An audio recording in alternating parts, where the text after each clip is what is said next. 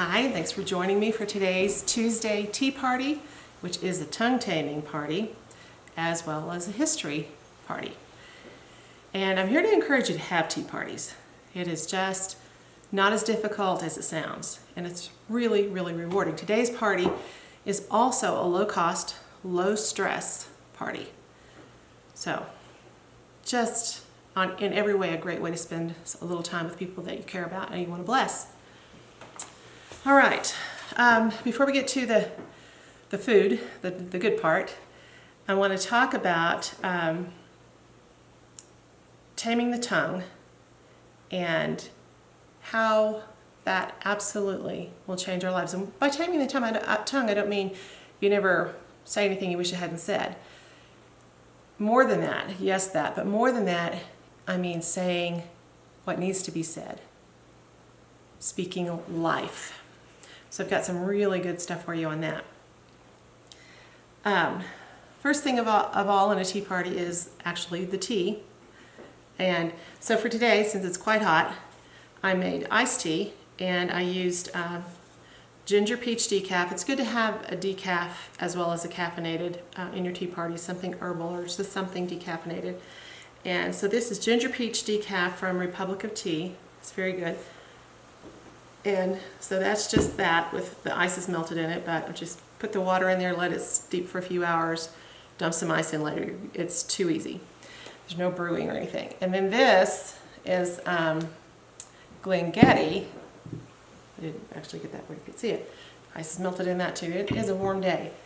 And Glengettie is one of my favorite hot teas because you can brew your tea for a minute or two or even 30 seconds, save the bag and brew again. It never gets bitter. It's just a wonderful, wonderful, delicious tea as a hot tea.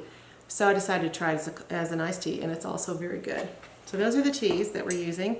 I will have guests later. You notice my glasses, these are all different sizes and shapes, and they don't match the dishes that we're using, but that's okay. So don't let that you don't have matching, perfect china stop you from having a tea party. Don't do that. Also have lots of lemons. You can never have too many lemons. That just adds a festivity to the whole thing. And I also have salt and pepper because I seem to find everywhere I go, everybody's so afraid of salt that nothing has any seasoning in it. And so got that on the table in my new beautiful green Makes Me Happy salt and pepper shakers. I got these, by the way, at a kitchen store in Fredericksburg, Texas, that if you ever go anywhere near Fredericksburg, Texas, visit this kitchen store. You will be glad you did. All right, so let's talk about the history before we go on, because I have a way of looking at the people who sacrificed in our country's history, and anywhere, any country's history, this is true, and looking at the good things in my life and say, yeah, they're part of the reason I have these things. And I also like to look at people like today's subject, John Adams, and think about who made him so extraordinary. What were other factors that are not apparent when you read the history books? I mean, you can see when you read his writings and things about him that he was an extraordinary man, and his faith in God was a huge part of that strength.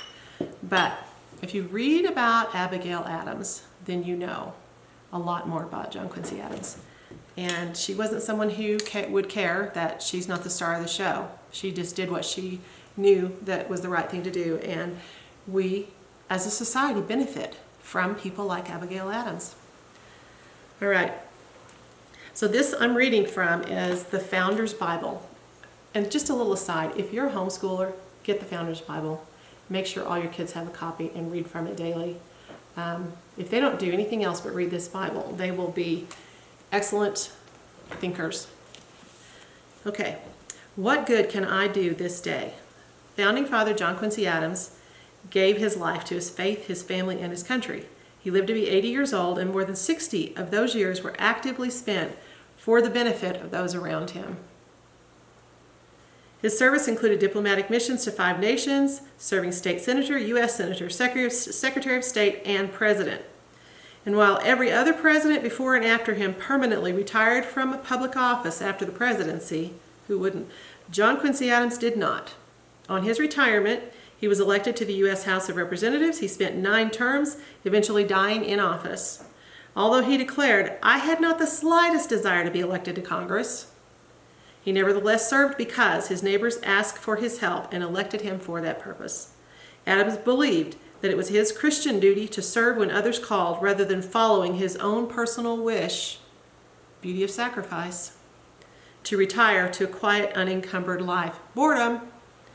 When he entered Congress, he took up the fight to end slavery, and he did so at a time when the overwhelming majority in Congress did not want to even talk about it. He undertook a relentless personal crusade to secure the Declaration of Independence's promise of life, liberty, and the pursuit of happiness for all individuals, regardless of race. But by choosing that path, he had chosen a difficult road. As he lamented, "The best actions of my life make me nothing but enemies." You just can't be concerned about that. Yet he did not quit, for he believed that, quote, his service belonged to the nation. He was consistently on the front lines in any quest to improve the lives of citizens and combat injustice. When he was 74 and had been fighting brutal congressional battles for over a decade, he wrote these words. These are the words of John Adams. "I deem it the duty of every Christian man, when he betakes himself to his nightly pillow in self-examination, to say, what good have I done this day? Aye, and what evil have I done that may be repaired or repented of? Nor should he rise from that pillow the next morning till after the inquiry, what good can I do and to whom this day?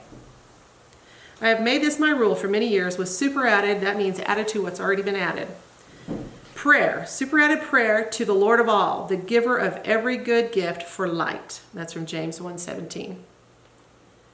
"For discernment, for guidance, for self-control, for a grateful heart to feel and acknowledge all his blessings, for humble resignation to his will and submission to his chastisements. Jesus Christ went about doing good. I would do the same." John Quincy Adams understood that God had placed each of us here not for our own pleasure. There's only death in that. Okay, let me back up. We're created for joy. We're created to enjoy life, but we're not created for self-serving pleasure. It just gets so, it's just deadening. But so that we could serve and help others, may the Spirit of God anoint us as well to imitate Jesus and personally go about doing good. John Quincy Adams is a worthy subject of study, as are so many of our founding fathers, almost all of them. Unless you've been told otherwise, if you read this and you read the writings of these men, you'll understand that the vast majority, the overwhelming majority, were devout Christians. I don't care what any atheist college professor says otherwise. That is not so. Okay, so tea party. Before we get to our equation, let's look a little bit at what I did here and making a tea party of what I had at hand. So I started mixing up some canned chicken and tuna and just adding the vegetables that I had out of the fridge. And I apologize for this rattling. I probably should have done this ahead of time. And I had some celery, had some carrots, I had some Trader Joe's pub cheese, and a lot of other, this and that. So I mixed up this mixture of chicken, tuna, all the vegetables in the crisper, apples, peppers, pickles, various things, and Dijon mustard and some cream and pepper. I don't remember what all. And then to make it not look nice, I just did these carrots like so. So what you do is instead of chopping your carrots like this, you chop them like this. And you make these little dipper things you can dip the cheese with. And I just happened to make this for a party of 5 people. So there's 2 of everything for everybody. Some cases more. So this is the meat mixture, and then I boiled some eggs and made deviled eggs. And what I did with the deviled eggs was I put that meat mixture in with my eggs, and so I didn't, it did double duty. I put it in with the eggs, and I made 2 plates, doing them a little bit differently. So on the first plate, I doubled the eggs, put them back in, of course, and I filled this bowl with herbs from my herbs, parsley and fennel and dill. Actually, there's dill on the eggs as well as bacon, and some mint. So we just ask everybody to wash their hands because we're picking along in there, and that makes everybody else more comfortable. And or you could put some nice wipes at the table and just say, we're just going to do this and get this out of the way. And then I also have, with these herbs, I have my violas, or violas, I guess is what it is. They're like a small pansy, and I'm going to have everybody just break off one, and they're edible, and eat it with your deviled egg, because that adds a little element to the tea party that makes it a little bit different than tea parties I've been to. It makes them feel like they've done something than just come and shovel some food in their face. So just putting a little thought into what you do, and looking around, what do I have that I can use? So that was that one. And then the other plate of deviled eggs, I am going to risk pronouncing this wrong. It's the way I've always pronounced it. I don't know if it's right. These little baby pickles I call cornichons, but they're French, so who knows how you say that. And again, the eggs. The bacon is not mixed in the mix. In case someone doesn't want to eat bacon, they can just pick that off and give it to me. And then the last thing I have, now so far all I've done is I've deviled eggs, I've mixed up some canned meat with whatever I had, and made the plate pretty by putting the carrots in between the celery. Now the last thing I have is, again, using what I had in the house, not going to the store. So don't let the thought that you just don't want to go spend a ton of money on a tea party stop you. People will be happy to come if you gave them a homemade biscuit with butter and honey and made them some tea. They really would. So this is apples. This is the only thing that has the remotest amount of sugar on it. This is celery with almond butter. And then on these apples, I squeezed lemon juice all over them because I didn't want them to be brown. So then I sprinkled a little bit of a vanilla bean cinnamon sugar on there, and a tiny bit of honey. So I mean, it's not much sweet. And if you wanted to do a keto tea, you could just leave the apples or use another fruit that, like berries, that's more keto friendly. So this is all it's gluten free. It's almost, except for that sprinkle, sugar free. And it's worry-free. Okay, so I'm going to have, like I said, tea when this is over. This is another thing, is when you do stuff for a tea party, always leave a little bit back if you have people that are going to be coming to your house to share with them, or send it home. Say, take a couple of these deviled eggs home to your darling or to your kids, or so you can have a snack tonight. People really, really like that. They've had a party, now they get to go home and have another little party with the leftovers. And if I were actually having a big party and actually having 5 people, I probably would make more than 2 of everything, just so that I would have the leftovers for whoever. It's always really nice. But my family seems to really like to come in and see what can we scavenge here. What's not gone yet? Oh, did they eat all that? And I know what those things are going to be that they hope will not be all gone, so sometimes I just put those back for the family. All right, let's get to the meat of this whole thing.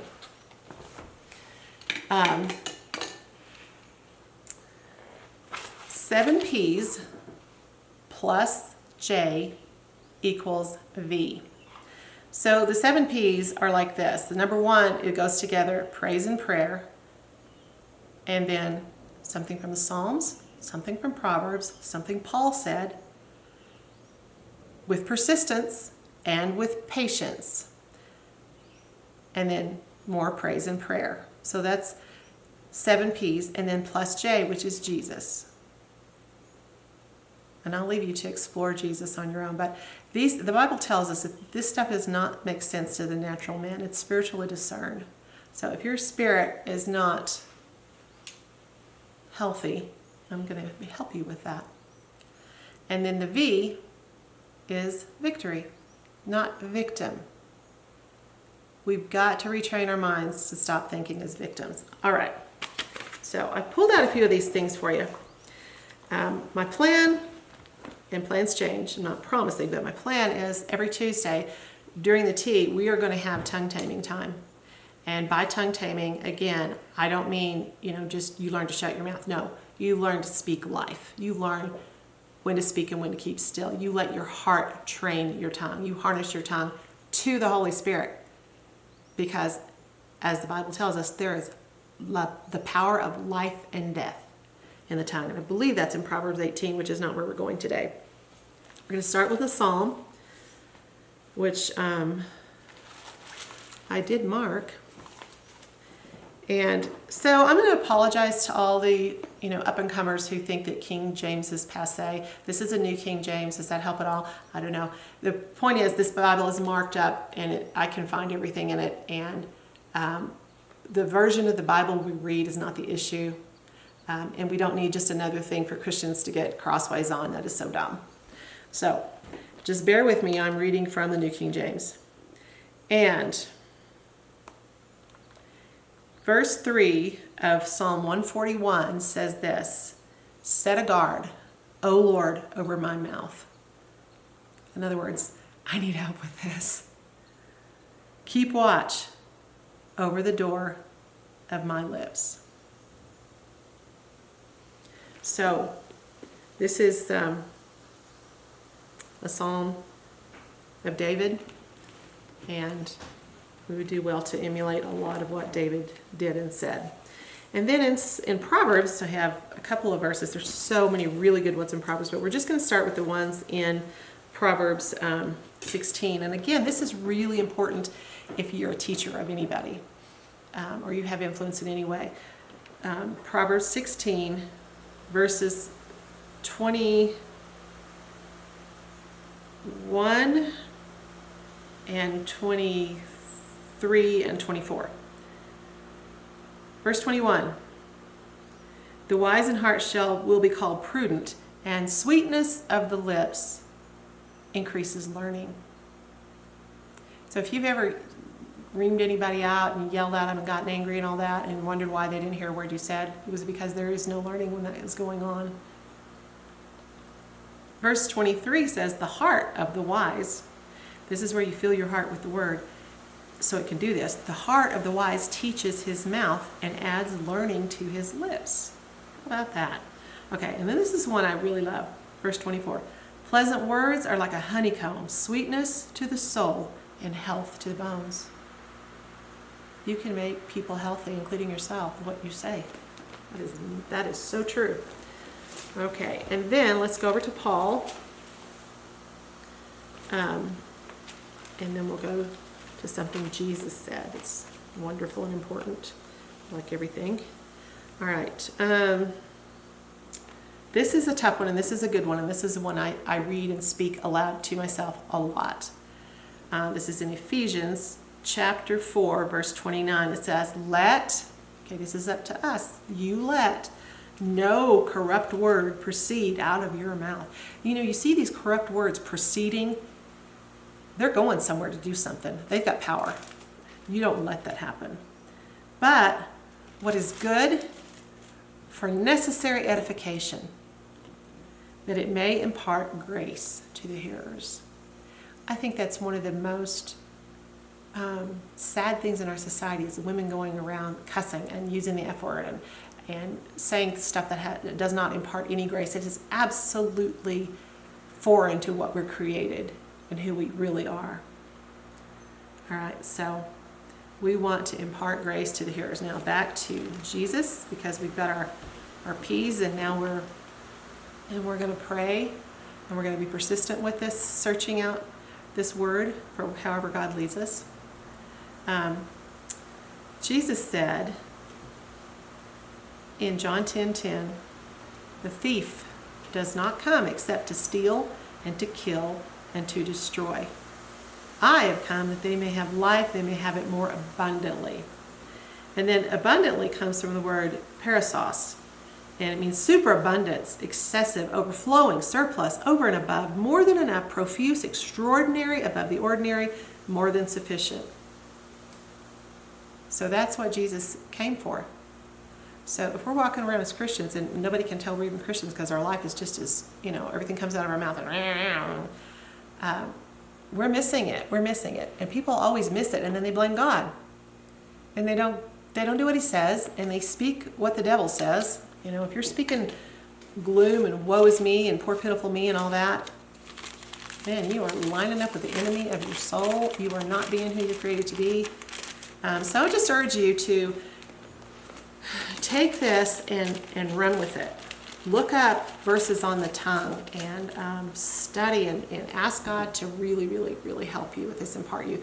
What kind of broke the back of this for me, and it's been an ongoing study and battle for years, for 30 years at least, which is about 25 years ago, was when I read Me and My Big Mouth by Joyce Meyer. And then I took the scriptures on the tongue and I wrote them all out, and I took them with me and I read them out loud so they would come in my ears, in my eyes, in my ears, down into my heart. And I did it daily, and I did that for weeks and weeks, and it changed. I could no longer not catch myself. I still messed up, but I caught it. I wasn't just unconsciously just spewing destruction with everything I said. So, I wish you were here with me to have this tea. I hope you enjoyed this very much. Tomorrow, and I stay at 11. I tried to do this at 11, and we have had internet problems. There's just been a lot working against this, and so I'm counting on your gracious forgiveness for me not being on time. But the goal is, tomorrow at 11, I will have a creative time. It will be for writers, artists of any kind, basically all humans, because we're all meant to be creating something. So I hope you can join me with that, and please like and subscribe. And I was thinking I'm supposed to tell you to ring the bell, but I don't even know if I have a bell yet. I really am learning how to do this as I go. So thanks again. Bye.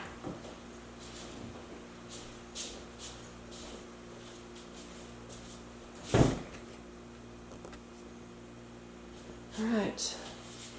Upload it.